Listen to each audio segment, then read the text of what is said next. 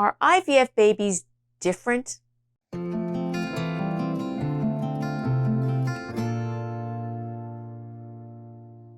Hey, Kathy Benardo here from the Northeast Assisted Fertility Group. This is a big question, and there are two parts I'm going to split it into, and one is easy to answer, and one's a little harder. So first, are IVF babies different, and are they better? Are they some superhuman race created in a lab? And the answer to that is absolutely no. No one does IVF to create a superhuman. People who use IVF do it as a last resort after many unsuccessful attempts to have children the natural way. Okay, so no one's taking superhuman sperm and supermodel Ivy League eggs and putting them together to create some superhuman. That just doesn't happen. The reason we want to procreate is to pass on our own DNA. That's like behind the sex drive and everything that makes us go.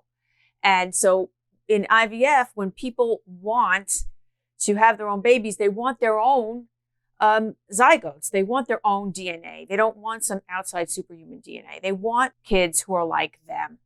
And even when people look for donors, they look for donors who look like them. That's the main search criterion for most recipients, to find a donor who looks like them, because they want kids who are like them. They don't want some superhuman. So that's the realm of science fiction when it comes to IVF, that people were afraid of, that, these super creatures would be created in the lab. So that's one thing. Now, the other thing is, are IVF kids not as good? Are they defective in some way? Is there some problem with IVF children? Well, we know all in all, in general, that IVF can have a risk of premature birth and low birth weight. But that's also true with women who are just infertile in general. And we also know that we've really reduced the number of multiple births because we've now transferred fewer embryos. So there is a risk of preterm birth, lower birth weight, which can have complications down the road. Is that higher or lower than general population? Is it significant? Does it cause long-term problems? It's not really known. Not really at this point can we determine that.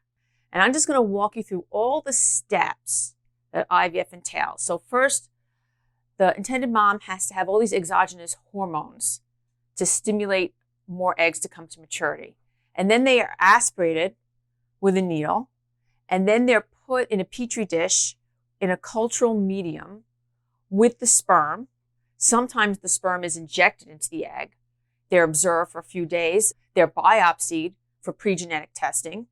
And then they're transferred into the uterus of the mom, who has had all these other exogenous hormones to prepare her uterine lining. So think of all those steps of interference. They all have risks. And we know the less we mess medically, the better off we are. But not everyone has the injected sperm. Not everyone has the pregenetic testing, but that could eliminate the risk, maybe. So first, the hormones that stimulate the egg growth. Do the eggs grow too fast, for example? Do they not have the chance to mature like a regular egg would? The cultural medium in the petri dish where the fertilization takes place is not uniform. There are different formulas and ingredients all over the place. Does that have an effect? Some very, very important processes and growth happen right there in that petri dish. And the cultural medium is not standard. Does it have any long-term effects? We don't really know. Now, regarding the injected sperm, if the dad has some issues with motility, morphology, or count, or just as a precaution, they will inject the sperm. But if that sperm was faulty and it was used anyway, does that have any long-term effects? And then there's the biopsy of the embryos for the pregenetic testing. Does that have any problems? So all these medical interventions have risks, and we don't really know the long-term effects of them. Having said that, millions of babies have been born through IVF, and most of them are healthy and fine. So it's just that there are no studies, and it's very hard to study this kind of thing. And you shouldn't worry that your IVF baby is going to be defective in some way, because like I said, most of them come out healthy and normal. IVF does not create superhuman babies, and it doesn't create defective babies. But then the question is, are they different in some other way? At this point, we can't tell. And I don't believe it's right to say IVF babies are different until we know more. So I hope that was helpful. If so, please give this video a thumbs up. Please comment below.